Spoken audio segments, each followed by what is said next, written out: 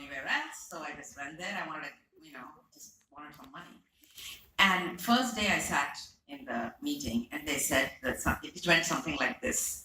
The slurp is coming and the GTR is not doing really good, so we should do something about the PST and then we can do blah, blah, blah. And I'm like, what the heck is that? And then they gave me a book which translates slurp is strategic long range planning. So there's a book actually, the thick book that translates all the TLAs. But what I learned is that TLAs are very important because they make you remember things. So I'll give you a FLA, 4-letter acronym, which is, you're thinking of something else, but I'm not going to go there. I will talk today in terms of yes. And yes is spelled with 3 letters, but then mine has 2 S's at the end. So, so the first one is, one of my favorite quotes is that, let me ask you something. Just stand up for a second. Okay, what's very unique about this person? What's unique about him? Okay, he's got a cute beard, nice glasses. Okay, that's unique about him. Similarly, somebody else is wearing a beautiful black top. But you know what? Every one of us in here has something that's very unique about us, and that's our DNA. Each one of us is completely, absolutely different from the other person in our own way. So the quote I love is that, be yourself, because everything else is taken. So the first thing about building your brand is just be yourself. Because when I started at Intel, when I was in these tech things, I was like, I gotta be this nerd, I gotta somehow know all these technology and stuff. I don't know technology. So I just know how to ask that, so what? My thing at Intel was, so what? They said, we got this many chips, blah, blah, blah, blah. So what? Or because that'll make the chip go faster. I'm like, so what? Or because it'll make make you do something faster. So what? So even if you do it faster, you can do your calculations faster. So what? Or if you do your calculations faster, you can do it in a shorter amount of time, so your productivity increases. Aha! Now I get it. Who cares how many gates are there, how many chips are there? What does it do to me? So the first thing is, be yourself. If you're the dumbest person in the room, it's okay. Guess what? Everybody else is dumber than you. They're just afraid to ask. This is the thing I found. Anytime in any meeting when I put up my hand and said, what does that mean? 10 people heaved a sigh of relief. Because they also didn't know.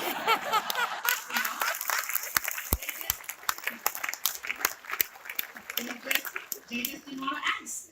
So the first thing is, be yourself, whatever it is. My favorite character is Meryl Streep in Devil Wears Prada. I want to be like that.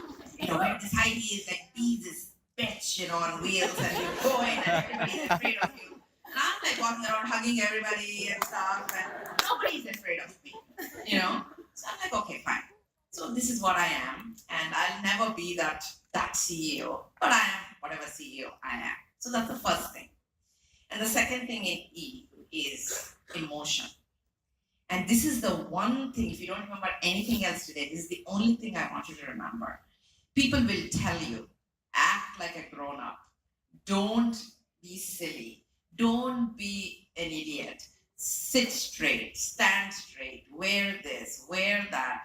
It's all a bunch of BS. Because the moment you start being somebody else, the moment you start being this stoic person who's very, very smart, you will be boring. It's in your emotion, in your imperfections is yourself. That is fantastic. That's wonderful to watch. And look at all these, Big Boss or whatever things that happen. Why do people watch it all the time? Because they're all imperfect. We love being warriors of imperfection because we're all trying to be so perfect. It's a relief to see somebody who's an idiot. So just be emotional. I used to cry if I had my one-on-ones at Intel. My boss was the number 30 person at Intel or something, very senior guy who, first of all, he didn't even understand me. And I wear saris to work, and I acted in theater, and he was I never had anybody who did all these kinds of things. And if he said something that wasn't good, I would just start crying. And he would be so afraid he's going to be now sued, So I'd be you just keep talking. I just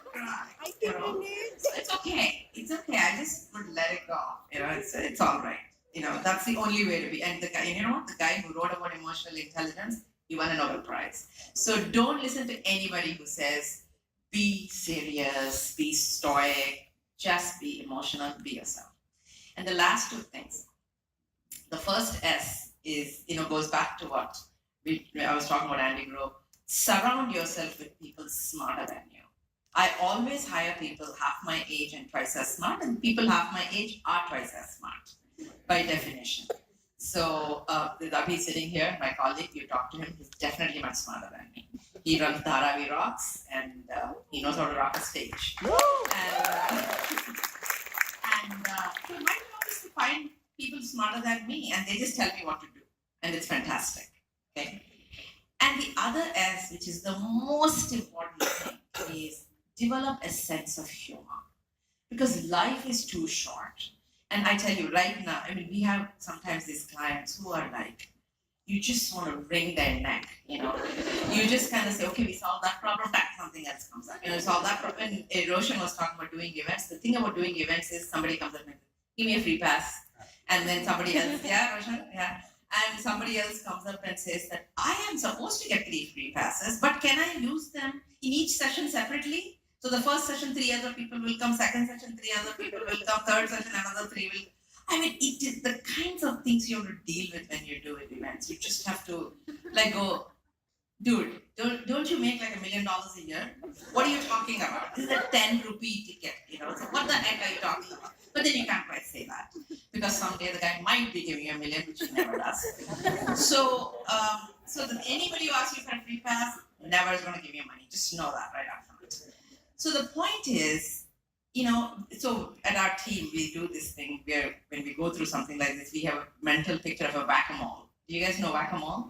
It's a game where you hit one, the other thing comes up. So every time this guy goes off, we just imagine a whack-a-mole, and we all just start. We just put the phone on mute and we just start laughing. And there he goes again, So have a sense of humor, because you will, if you want to do what you want to do, there'll be 100 people who will tell you no. There'll be 200 people who say, why now? There is 10,000 people who will say this is an idiotic idea. And there'll be that one person who will say, I get it, and hang on to that person.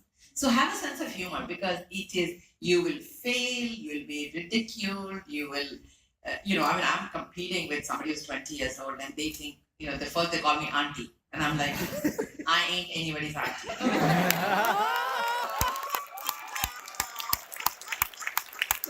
I think, 5-year-old can call me an auntie. When a 20-year-old calls me auntie, I just say, wake up, dude, you're not 5-year-old. I think auntie is a way of keeping women down. To say, you are an auntie now.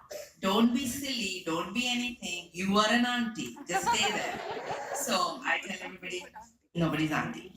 So those are the 4 things for me, is that, just be yourself, be emotional, and have a sense of humor, surround yourself with people you like. And I just want to wrap up with one thing, is that whether it's entrepreneurship or working for someone, we've talked a lot about entrepreneurship. There isn't nothing wrong with working for someone you like. And I think I've learned a lot in my 12 years at Intel. Working with Andy Grove, working with Craig Barrett, working with Gordon Moore. How many of you have heard the term exponential? We talk about exponential technologies, etc. It was coined by Gordon Moore. These are the people to me who have defined who we are today. To have had the opportunity to have worked for them when I was young, I learned so much. And the way I look at it is that all of us are going to live longer. Good, bad, or ugly. We are all going to live till we are 80. And we're all graduating from college when you're 22, 25, 30, whatever. I went on till 28 because I just couldn't get out of school.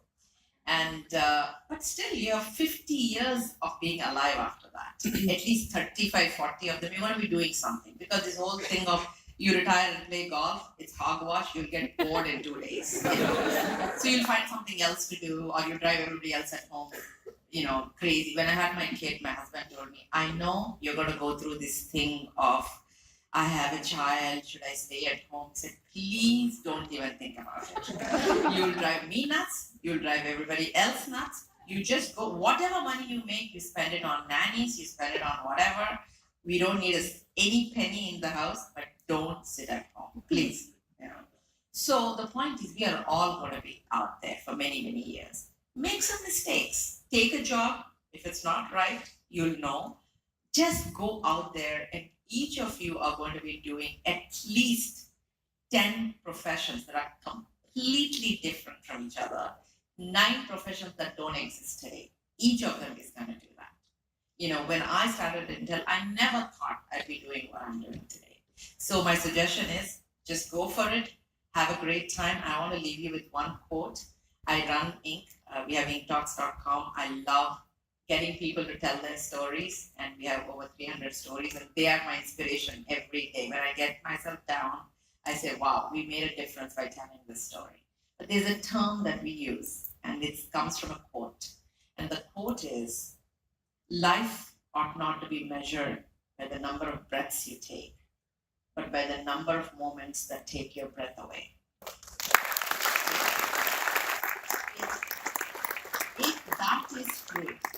If that is true, let your life be measured by how many magical moments you're creating for others.